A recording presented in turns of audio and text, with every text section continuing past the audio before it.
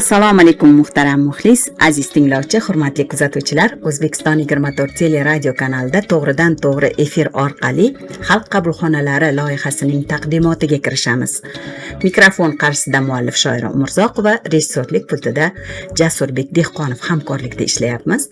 Har galgidek bugun ham sizning murojaatlaringizni qabul qilishga, tegishliligi bo'yicha mas'ullarga yo'naltirishga va sizga qonuniy javob berishga, muammolaringizning hal etilishiga yordam berishga tayyormiz. Siz buning uchun bizga demak 71 kodi bilan 286 32 10 233 54 95 telefon raqamlariga faqat efir paytida, efirdan tashqari va efir paytida ham 90 kodi bilan 825 26 84 Telegram raqamimizga murojaatingizni matn shaklida yuborishingiz mumkin.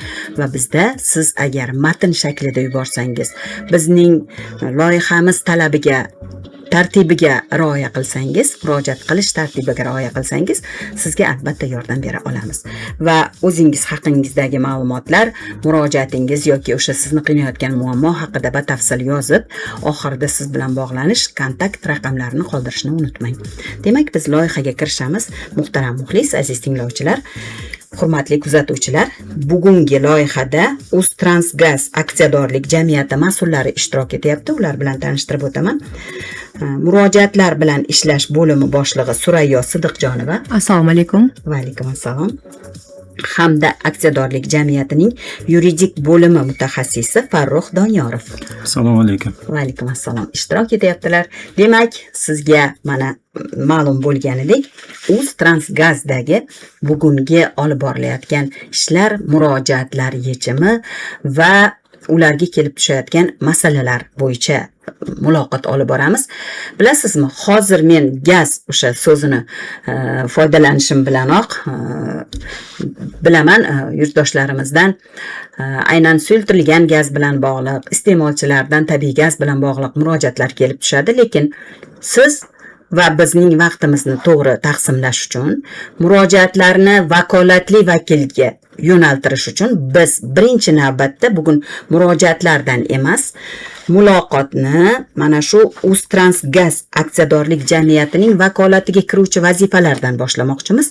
Demak, suhbatdoshimiz, demak Farruhjon, siz bizga, tinglovchilarimizga, bizni ijtimoiy tarmoq orqali kuzatayotgan minglab yurtdoshlarimizga Uztransgaz aksiyadorlik jamiyatining vakolatiga kiradigan vazifalarni eslatib o'tasiz va shundan keyin biz murojaatlar bilan ishlashda davom etamiz. Marhamat. Assalomu alaykum, hurmatli tinglovchilar. Uztransgaz aksiyadorlik jamiyati qonunchilikda belgilangan normativ-huquqiy hujjatlarga muvofiq hozirgi kundagi faoliyati tabiiy gazni tashish, saqlash va tranzit qilishga ixtisoslashtirilgan yagona magistral gaz o'tkazish tizimi operatori etib belgilangan.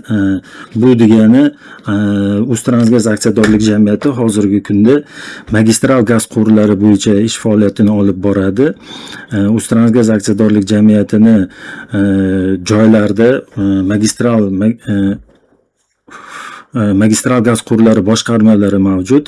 Farg'ona magistral gaz quvurlari boshqarmasi, shu bilan birga Xo'jaobod magistral gaz quvurlari boshqarmasi, Shimoliy So'x gazni yer ostida saqlash inshooti mavjud. Voha tomonga keladigan bo'lsak, Gazli, Kogon, Zirabuloq magistral gaz quvurlari boshqarmalari hamda G'allorol magistral gaz quvurlari boshqarmalari mavjud. Toshkent magistral gaz quvurlari boshqarmalari mavjud. Bizda katta bosimli, o'zi boshidan aytilgandek, qonunchilikda belgilangan magistral gaz quvurlari bilan gazlarni toshish, tranzit qilish, saqlash funksiyalarini amalga oshiramiz hozirgi kunda. Demak, aynan mana yo'nalishlarni aytib o'tdingiz. Demak, bu sizlarning o'sha aksiyadorlik jamiyatingizda murojaatlar bilan emas, iste'molchilar bilan emas, to'g'ridan to'g'ri o'sha hamkorlar bilan ish olib boriladi. Bu degani, muhtaram muxlis, hech qanday murojaat yo'q bu joyda degani emas. ishchi xodimlarni, ba'zan esa fuqarolarning ham murojaatlari kelib turadi.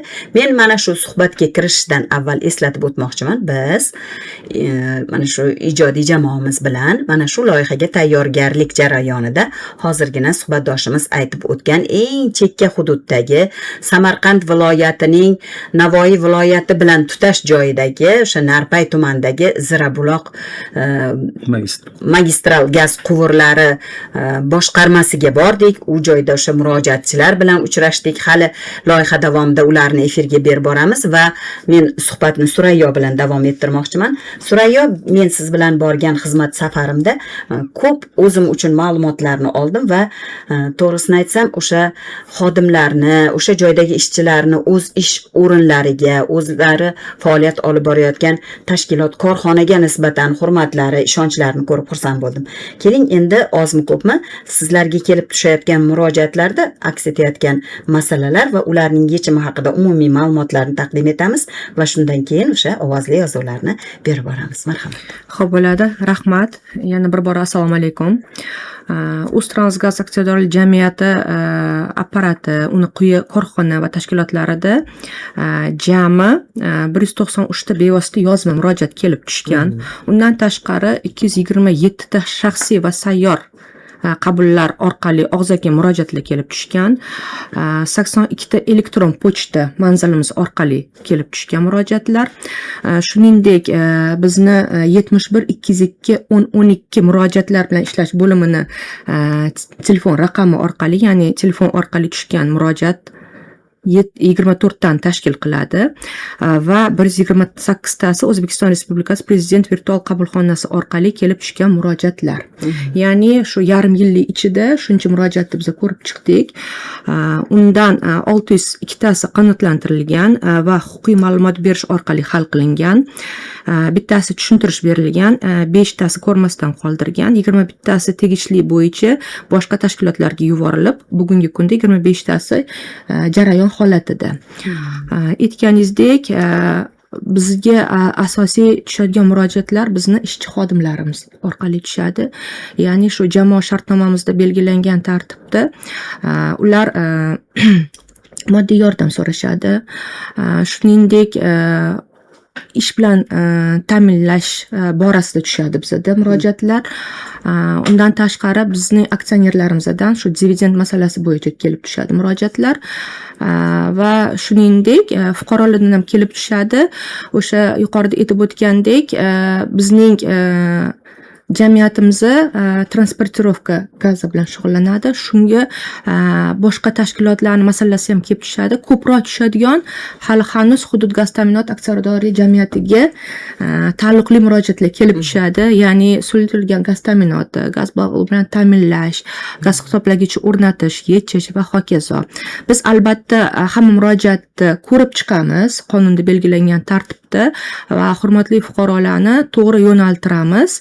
Shu qonunda belgilangan tartibda 25-moddasiga asosan 5 kun ichida tegishli tashkilotlarga yuboramiz. Undan tashqari albatta har bitta yo'llangan murojaat bo'yicha bizning mutaxassislar shu qatorda bizlar ham har bitta murojaatchi bilan telefon orqali bog'lanib, iloji boricha joyiga chiqib, hamma murojaatlarga amaliy yordam ko'rsatishga harakat qilamiz va bu borada jonkuyar mutaxassislar ishlab borib yotishibdi. Albatta, men o'sha Zirabuloq magistral gaz quvurlari boshqarmasi hududdagi o'sha korxona tashkiloti xodimlari bilan bo'lgan muloqotda juda yaxshi ijobiy fikrlarni eshitdim. Ayniqsa sayyor qabulni o'zida bir necha murojaat ijobiy hal etilgani va bu bilan o'sha murojaatchilarning ijtimoiy himoyasi yanada mustahkamlangani, ularning ortida turgan oila a'zolarining hayot farovonligi ortgani, o'sha xodimlarni, ishchilarni daromadi ortganligi, ularni mamnuniyat bilan bizga intervyu berganda ma'lum bo'ldi. Demak, biz ovozli yozuvni birinchisini efirga taqdim etishga kirishamiz. Marhamat, ovozli yozuvda ularning minnatdorlik so'zlari. Marhamat.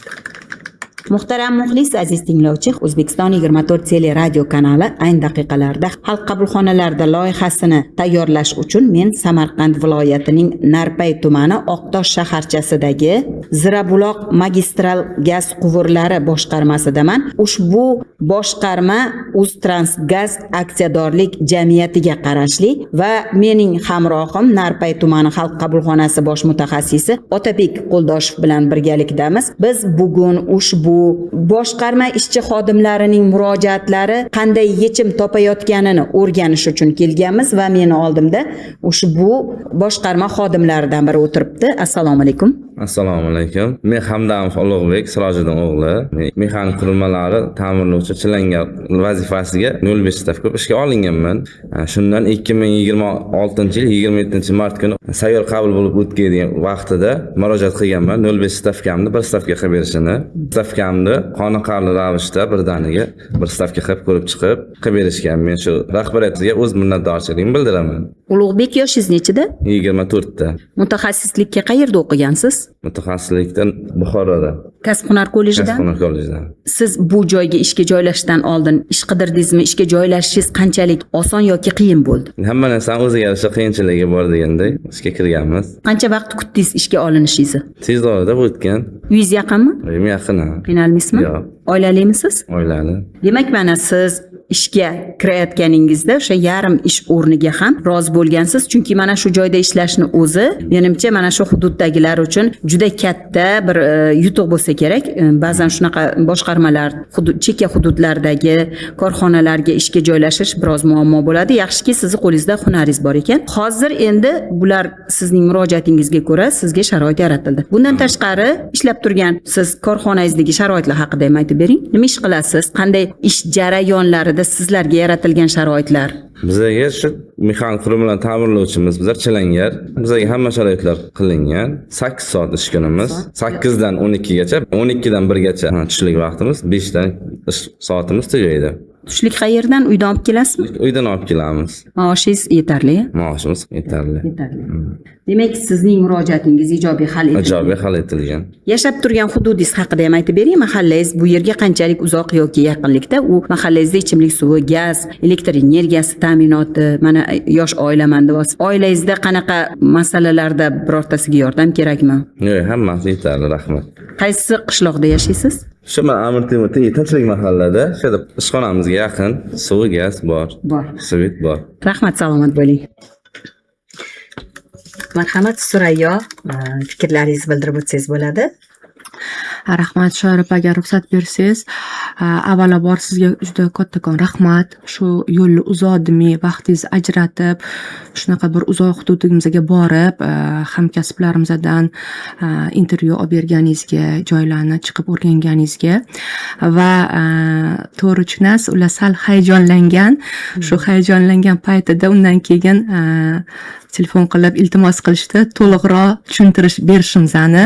Shunga agar ruxsat bersangiz, bizda Farruh jamoaviy shartnomada belgilangan qanaqa sharoitlar yana yaratilganiga qo'shimcha etib o'tsalar. Marhamat. Xodimlarga jamoa shartnomasi bo'yicha yaratilgan qo'shimcha imtiyozlarga keladigan bo'lsak, xodimlarimizga avvalo borib kelishlarini uzoq hududda ish joylari joylashganligini hisobga olib, ularni borib kelishlariga jamoa shartnomasida alohida band belgilangan avtotransport vositalari bilan ta'minlash, bordi keldini xodimlarning xavfsizligini ta'minlash maqsadida ushbu ishlar amalga oshirilgan. Bundan tashqari Mehnat kodeksida belgilangandan ko'ra qo'shimcha imtiyoz sifatida xodimlarimizga qo'shimcha mehnat ta'tillari berish nazarda tutilgan. Bundan tashqari mehnat sharoitlari og'ir bo'lgan ishlarda ishlaydigan xodimlarimizga sut mahsulotlari, sovun va boshqa qo'shimcha mahsulotlar berishi nazarda tutilgan. Yana qo'shimcha tarzda maxsus kiyim berilishi, har belgilangan qonunchilikda muddatlar bor, ularni almashtirib turilishi, ularni nazorat qilish choralari bizda tegishli bo'limlar tomonidan, mehnat muhofaza qilish bo'limlari va boshqa bo'limlar tomonidan amalga oshirilib kelinadi.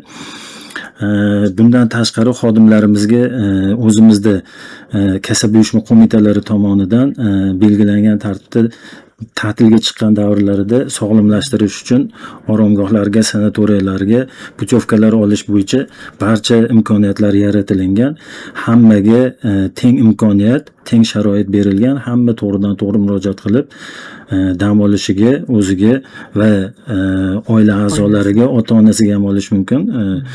O'shalarda olishi mumkin. Shu bilan birga mana bu yil boshlanganda xodimlarni farzandlarini lagerlarga yuborish bu ham tizimli tartibda tashkil etilgan. Bizni vakillik organimiz tomonidan va ish beruvchi tomonidan hamkorlikda bu ishlar amalga oshirib kelindi. Albatta. Xudo xolasa bu yana davom etadi. Albatta, men o'zim ham o'sha kuni o'sha Zirabuloq hududida bo'lganimda avtobuslarni ko'rdim va o'sha bizni olib yurgan kuzatuvchi rahbar aytdiki, bu avtobuslar hozir ish soati tugagandan keyin ishchilarni uylariga eltib qo'yadi va keyingi smenadagi ishchilarni olib keladi. Chunki bizni hududimiz o'sha alohida ahamiyatga ega hudud bo'lganligi sababli ancha aholi punktidan uzoqroqda joylashgan deyishdi. Ruxsatinglar bilan men yana menga ma'qul bo'lgan sayyor qabullardagi murojaatlarning qanday yechim topayotgani va o'sha aynan Zirabuloq magistral gaz quvurlari boshqarmasi korxona tashkilotlaridagi boshqa xodimlarni ham munosabatlarini ovozli yozuvda taqdim etmoqchi edim. Marhamat, keyingi ovozli yozuvni efirga ulaymiz. Uztransgaz aksiyadorlik jamiyatiga qarashli Zirabuloq magistral gaz quvurlari boshqarmasi mas'ullari ishtirokidagi sayyor qabullarda umuman mana shu hududdagi mana shu korxona ishchilarining ularga bo'layotgan murojaatlari qanday hal etilayotganini o'rganishda davom etamiz. Navbatdagi suhbatdoshim bilan tanishaman. Assalomu alaykum. Assalomu alaykum. Men Omontosh Jovlon Azim o'g'li, Zirabuloq magistral gaz quvurlari boshqarmasining mexanik qurilmalarni ta'minlovchi guruhchilangan vazifasida faoliyat yuritib kelganman. 2026 yil 27 mart kuni Uztransgaz aksiyadorlik jamiyati boshqarmasi boshlig'i rais tomonidan o'tkazilgan sayyor qabulga meni bir stavkali to'liq vazifasiga kelishni so'rab murojaat qilganman. Murojaatim yuzasidan boshqarmaning gaz taqsimot gaz o'lchash stansiyasida to'liq bir stavkali chirangan lavozimga o'tkazilganman. Murojaat stavka ishladingiz? 2 yil. 2 yil. Murojaatim ijobiy hal bo'ldi. Shu munosabat bilan Uztransgaz aksiyadorlik jamiyati hamda boshqarma mas'ullariga o'z minnatdorchiligimni bildiraman. Qanday o'zgarish bo'ldi keyin sizda? O'zgarishlar shu oyliklar oshdi, yarim stavkadan emas, to'liq stavkadagi oyliklar.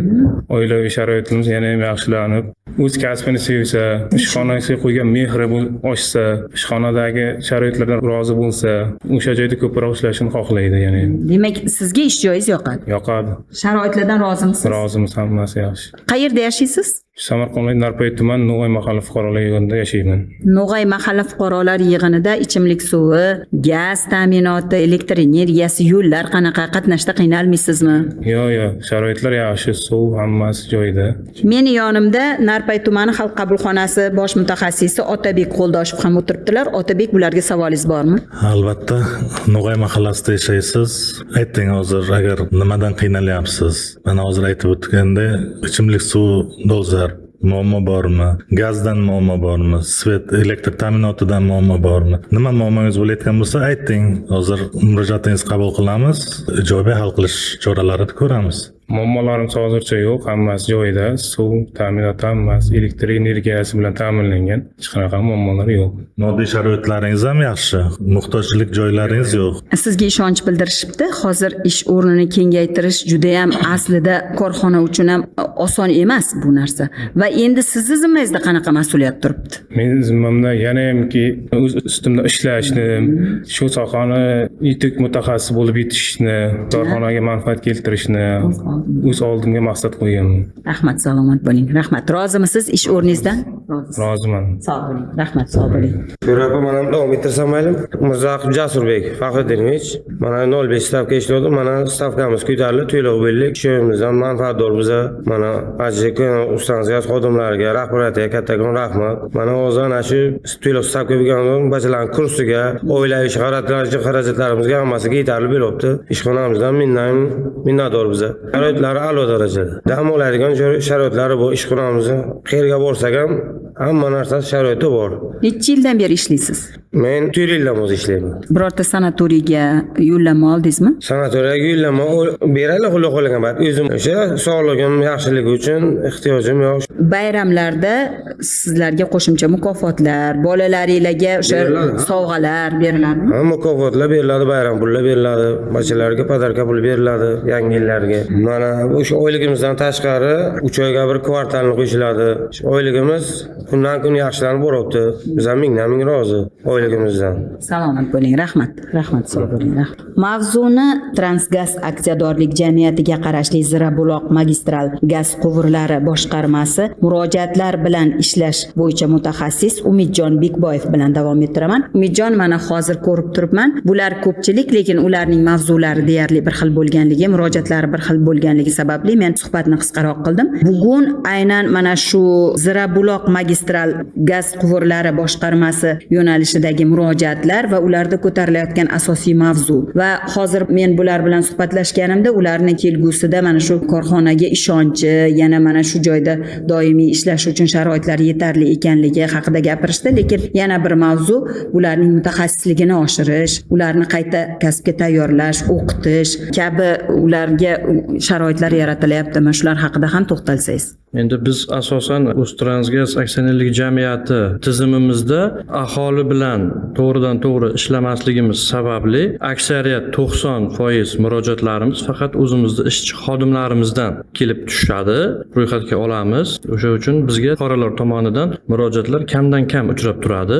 Asosan shu ishchi xodimlarimizdan tushadigan murojaatlar malaka oshirish bo'yicha razryadlarni ko'tarish, 0.5 stavkadan 1 stavkaga o'tkazish bo'yicha yoki qandaydir o'sha boshqarmamizda o'zimizda ichki imkoniyatdan kelib chiqiladigan sharoitlar yuzasidan murojaatlar kelib tushadi. Xodimlarimizni malaka oshirishi, razryadlarini ko'tarilishi bo'yicha biz har yilning boshida o'sha personal bilan ishlash bo'limimiz tomonidan har bitta yangi ishga qabul qilingan yoki ish stajiga qarab keyingi navbatda malaka oshirilishi kerak bo'lgan xodimlar ro'yxati tuziladi.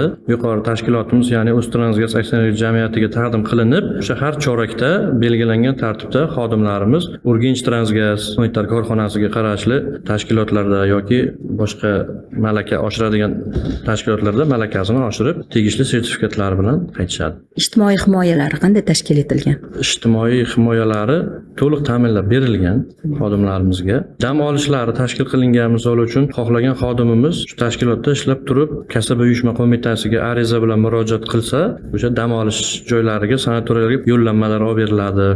Ma'naviyat xonalarimiz bor, yig'ilish o'tkaziladigan zallarimiz sharoitlar qilib berilgan. Har bitta xodimimizga maxsus kiyim boshlari bilan ta'minlangan, oyoq kiyimdan tortib bosh kiyimigacha maxsus kiyim boshlar taqdim qilinadi, kuzgi, qishki, yozgi. Sababi o'sha biz toifalangan obyekt yuqori bosimli magistral gaz quvurlarida transport gaz ekspluatatsiya bilan ishlaganligimiz sababli barcha xodimlarimiz o'sha maxsus kiyim boshda yurishlari shart. Mehnat muhofazasi va sanoat xavfsizligi talablariga binoan o'sha uchun barcha sharoitlar yaratib berilgan xodimlarimizga. Rahmat sizga, salomat bo'ling. Rahmat. Muhtaram muxlis, aziz tinglovchi, hurmatli kuzatuvchilar, siz O'zbekiston 24 teleradio kanalida to'g'ridan to'g'ri efir orqali Xalq qabulxonalarida loyihasini kuzatayapsiz. Bizga kuzatuvchilarimizdan savol kelib tushdi. Ijtimoiy tarmoqda kuzatayotgan Toshkent viloyatidan Dilfuza Fozilova yozyaptilar. Ishga qabul qilish tartibi haqida ham ma'lumot bersangiz, mutaxassislikka qayerda qayta o'qitish mumkin yoki qanday mutaxassislarni ishga qabul qilishadi deb savol beryaptilar. Marhamat, Farruxjon. Uztransgaz aksiyadorlik jamiyatiga barcha tashkilotlar kabi to'g'ridan to'g'ri o'zimizning manzilga murojaat qilish mumkin yoki bizda elektron pochta manzilimizga o'zlarini ishga qabul qilishga oid hujjatlarini taqdim etishlari mumkin. Belgilangan tartibda tegishli bo'limlar tomonidan ko'rib chiqiladi va albatta aloqaga chiqib ko'rib chiqish natijasi bo'yicha o'z fikrlarini aytishadi. Malaka oshirish masalasiga keladigan bo'lsak, bizda o'zimizni tizimimizda Urganch Unitar korxonasida ayrim xodimlarda, endi hamma xodim emas, o'sha o'zimizning yo'nalishga taalluqli bo'lgan maxsus yo'nalishdagi xodimlarimizni malaka oshirish tizimi tashkil etilgan.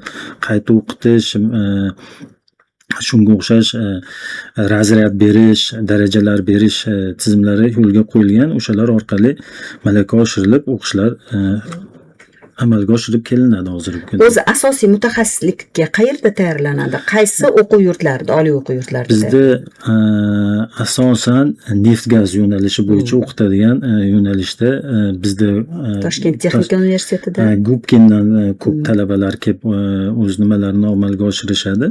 Faoliyatlarini, mehnat faoliyatlarini bizda aynan shu neft gazga ixtisoslashtirilgan yo'nalishdagi o'qishlarda o'qish kerak. oliy o'quv yurtlari bilan shartnomalaringlar bormi? Kadrlarni tayyorlab berishda yoki ularni ochiq eshiklar kuni tashkil etish, hamkorlik qilish, malakali yaxshi mutaxassislarni tayyorlab o'sha bazalarni kengaytirishda hamkorlikda olib borilayotgan ishlar bormi? Bizda bu yo'nalish bo'yicha personal bilan ishlash bo'limimizda qayta o'qitish, aynan o'qitish yo'nalishida ishlaydigan bo'limimiz bor. Alohida ular hozirgi kunda bu yo'nalish bo'yicha ham ishlar olib borishadi. Muqaddam Gubkin bilan bo'lgan, hozirgi kunda meni bilishim bo'yicha davom etib kelyapti. Belgilangan tartibda o'sha joylardagi talabalarni bilim saviyasini inobatga olib, o'qishdan berilgan tavsiyalarni inobatga olib, biz bilan tegishli shartnomalarni tuzib, amaliyot o'tkazish choralarini ham ko'rishgan, amaliyot o'tib, keyinchalik bizda ish faoliyatini olib borish amalda imkoniyat bo'lgan. Hozirgi kunda shu ham davom etib kelyapti hozirgi kunda. Chunki bizga kelayotgan savollarda asosan qanday mutaxassisliklarni ishga qabul qilishadi va ishga qabul qilish tartibi bilan bog'liq savollar kelib tushyapti. Faqat sizlarda ham murojaatlarda asosan mana shu mavzu ko'tariladi, shundaymi? Chunki mana hozirgina aytib o'tdik, sharoitlar haqida aytganimizda, men hozir bir savol menda ochiq qoldi. Ularga sut mahsulotlari beriladi, zararli ishda ishlayotganligi uchun dedingiz. Undan tashqari mana mutaxassis ham intervyuda aytdi, ularga hammasiga o'sha kor jamoalar, ya'ni ish kiyimlari beriladi. Boshdan oyoq o'sha maxsus kiyimlarda yuradi. Undan tashqari yana sovun beriladi deganingizga, endi bizda bilasizmi, murojaatlarda barcha masalalar e'tibordan chetda qolmasligi kerak. Bu ularni o'sha ish sharoitiga qarabmi beriladigan mahsulotlar? Ish sharoitlarini mehnat qonunchiligi bo'yicha mehnat sharoitlari og'ir bo'lgan kasblar ro'yxati toifalari belgilangan. O'sha xodimlar aynan ish faoliyatidan kelib chiqib shu mahsulotlardan iste'mol qilib yurishi, shu ish faoliyati davomida shu beriladigan qo'shimcha aytgan mahsulotlarimga foydalanish muhtojlik mavjud deb tasdiqlangan, bu me'yoriy qonunchilik hujjatlari bo'yicha belgilangan. Bularni biz berib boramiz, ulardan foydalanib keladi xodimlar. Har biriga o'sha siz aytgandek boshdan oyoq o'zini alohida kiyimlari mavjud. Bular alohida mehnat muhofazasi inobatga olingan. Qaysidir joylarda nimadir sachrashi mumkin, yong'in kelib chiqishi mumkin. O'shalarni inobatga olib, ayrim kiyimlar ularga taqiqlangan. O'shani hisobga olib, ish beruvchi o'zini hisobidan xodimlarga shu bilan ta'minlaydi. Bu ham o'sha korxonani ishchiga bo'lgan munosabatini belgilaydi va mana shu detalga o'xshab ko'ringani bilan, lekin tashqaridagilarni o'sha korxonada ishlayotganlarga havasini oshiradi. O'sha korxonaga bo'lgan ishchilarni, xodimlarni hurmatini, ishonchini mustahkamlaydi deyish mumkin. Qo'shimcha qilmoqchi bo'lsangiz, marhamat. Qo'shimcha men aynan shu sovun juda bir mayda narsa, lekin sovunni berilish sababi o'sha quyi tizimlarda aynan shu xodimlar yog'lanadi qo'llari, sababi shu quvurlarda ishlaganda shu ish jarayonida tugatgandan keyin albatta shu sovun, ya'ni tashkilot tomonidan berilgan sovunda yuvinib, taranib, chiqib, keyin xavfsiz bo'lib, ust boshni almashtirib, keyin o'sha o'zlarini kiyimlarini kiyadilar. Shu sababdan sovungacha, ya'ni tashkilot tomonidan belgilangan berilishi, shu aytganlardek, shu kerakli, ya'ni xodimlarga. Ish sharoitlarini o'rganganimda ham ular uchun alohida xonalar, dam olish, hatto o'sha ish jarayonida ular uchun o'sha tushligi uchun alohida oshxonalar, sharoitlari yaratilganiga guvoh bo'ldim.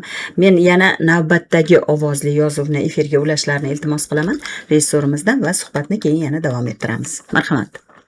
Suhbatni men Narpay tumani xalq qabulxonasi bosh mutaxassisi Otabek Qo'ldoshev bilan davom ettiraman. Otabek, mana shu kichkinagina uchrashuvimizda mana shu fuqarolarni o'zlari ishlab turgan joydagi o'zlarini qiynayotgan masaladagi murojaatlari qanchalik ijobiy hal bo'lgani, ularni to'lqinlanib minnatdorlik bildirganini siz ham guvohi bo'ldingiz va ular o'sha o'zi yashab turgan hududdagi hatto balki bordir muammo. O'sha muammoni ham ayta olishmadi, chunki ularni hozir murojaatlari hal bo'lgan. Eng asosiysi ular ishlayapti, daromad topayapti va o'zlarining iqtisodiy sharoitlari yaxshi bo'lganligi uchun atrofdagi boshqa mayda muammolar ko'rinmadi. Aslida qayerdadir baribir hammamizda bu hayot davom etar ekan muammolar bo'ladi. Endi keling, bugun mana shu uzoq eng chekka hududda siz bilan ko'rishib turgan mana shu fursatdan foydalanib men siz bilan Narpay tumani aholisidan kelib tushayotgan murojaatlar, mana shu yakunlangan yarim yillik davomidagi ularning qanday yechimi ta'minlandi shu haqida ma'lumotlarni bilmoqchiman. Albatta, Shoir opa. Mana o'tgan 26-yil o'tgan davr mobaynida Narpay tuman aholisidan O'zbekiston Respublikasi Prezidenti virtual va xalq qabulxonalariga jami 2168 ta murojaatlar kelib tushyapti. Shundan 978 tasi huquqiy ma'lumot berish orqali hal etilgan bo'lsa, 130 tasiga tushuntirish berilgan. 18 tasi rad etilgan, 9 tasi tugatilgan. Bittasi uzoq muddatli nazoratga olingan. Shundan jami kelib tushgan murojaatlardan bugunga qadar 797 tasi, ya'ni 41% ijobiy hal etilgan. Endi xabaringiz bor, 13-mart kuni hurmatli prezidentimiz video selektorida aytildi, murojaatlarda bizlar faqat oldin qanday qilardik, endi gapni ochig'ini aytish kerak, murojaatni olib tegishli tashkilotga yo'naltirardik. Endi mana shu yig'ilishdan keyin bizlar har bir murojaatni tubiga yetyapmiz, kelib chiqish sabablarini aniqlayapmiz. Nima uchun bunaqa murojaat tushyapti? Murojaatlarni diagnostika qilyapmiz. Hozir endi tahlillar qilib boryapmiz. Har bir murojaatlarni mana shu o'tgan davr mobaynida tahlillarga ko'ra 18 yoshgacha bolalar nafaqasi yo'nalishida murojaatlar ko'payib ketyapti. Moddiy yordamlar bu degan 500 taga yaqin murojaat kelib tushyapti. 2100 tadan. Bu juda ko'p narsa. Xuddi shunday aliment undirish masalalarida ham murojaatlar ko'p. Endi o'tgan yilga nisbatan albatta kamaytirdik. Uni ko'p bizlar tegishli tadbirlar o'tkazdik bu masalada. Hozir shuni natijasi bo'lsa kerak. 223 ta murojaat kelib tushyapti. O'tgan yilga nisbatan ancha kamaygan o'zi. Endi mana hozir ko'rdingiz, biz kelib turgan ushbu Zirabuloq magistral gaz quvurlari boshqarmasi ishchi xodimlarini minnatdorligi ham, ish bilan ta'minlanganligi ham sizga bo'ladigan murojaatlarning bir qismini kamaytiradi. Shunday. Demak, biroz ko'nglingiz to'q bo'ladi bu tomondan. Shunday. Hozir mana ko'rib turibsiz-ku, aytayapti, xursand bo'lib, faxrlanib aytayapti, shu tashkilotda ishlayapman, hammasi sharoitlardan qoniqayapman deb. Odam albatta xursand bo'ladi bu narsalardan. Albatta. Va sizga ham siz orqali mana shu hududdagi ish olib borayotgan barcha mas'ullarga murojaatlar bilan ishlashda kuch-quvvat tilab qolaman. Muhtaram muxlis, aziz tinglovchi, hurmatli kuzatuvchilar, siz O'zbekiston 24 teleradio kanalida Xalq qabulxonalarida loyihasini tinglayapsiz. Biz ayni daqiqalarda Samarqand viloyatining Narpay tumani Oqtosh shaharchasidagi Uztransgaz aksiyadorlik jamiyatiga qarashli Zirabuloq magistral gaz quvurlari boshqarmasi hozirgina suhbatni tugatib chiqib ketayotganimizda men ro'paramda uchragan birinchi eshikni ochib mana shu xonadagi xodimlar bilan suhbatlashmoqchiman. Assalomu alaykum. Assalomu alaykum.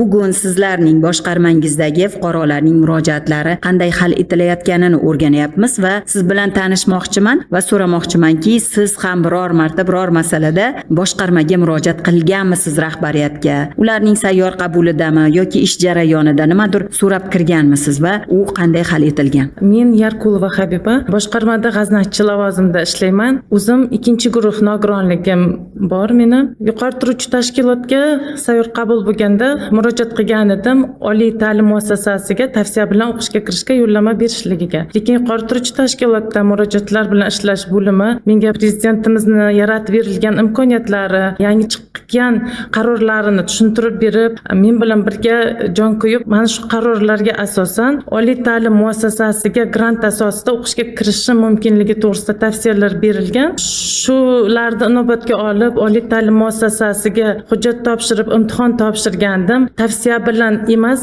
haqiqatan ham davlat granti bilan Buxoro davlat texnika universitetiga o'qishga qabul qilindim. 3-kursni hozir tugatyapman.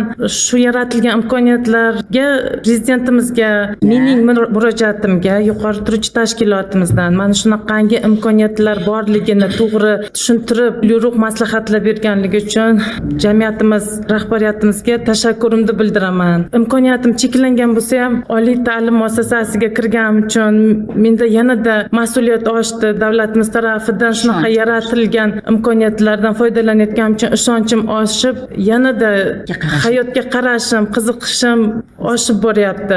Shu munosabat bilan o'z minnatdorchiligimni ham bildiraman. Mana shunday imkoniyat menga yaratilgan uchun, shundan foydalanayotganim uchun kim orqali o'zimni minnatdorchiligimni bildirishni bilmay yurdim. Rahmat, sizlar uchrab qoldingizlar. Mana Hozir biz tasodifan suhbatlashyapmiz. Nimaga ko'zlaringiz yoshlanyapti? Hayajondan va xursandchilikdan. xursandchilikdan.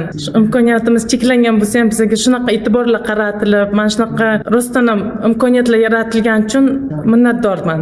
Rahmat sizga, rahmat. Habiba, endi mana meni yonimda ko'rib turibsiz, Otabek ham shu yerdalar. Narpay tuman xalq qabulxonasi bosh mutaxassisi Otabek Qo'ldoshev. Siz yashab turgan hududdagi masalalar bo'yicha bular bilmoqchilar, o'rganmoqchilar yashash sharoitingizni. Qaysi mahalladan?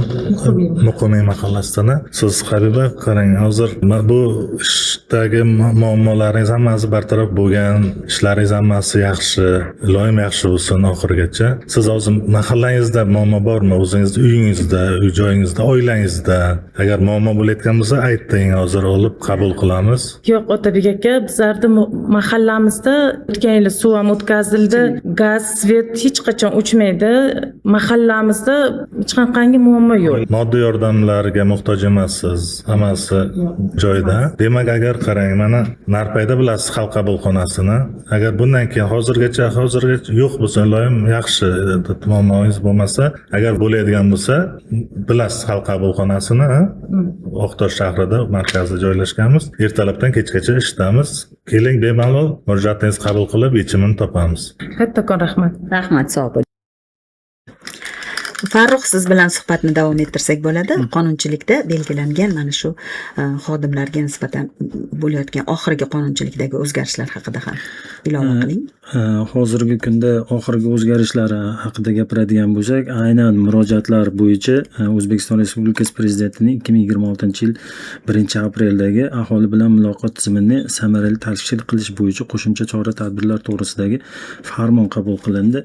Endi buni hamma uchun, xalq uchun, fuqarolar uchun eng muhim deb hisoblayman. Sababi aholini ko'zlangan maqsad aholini o'zini to'g'ridan to'g'ri murojaat qilish huquqidan foydalangan holda davlat boshqaruvida ishtirokini kengaytirish maqsad qilingan.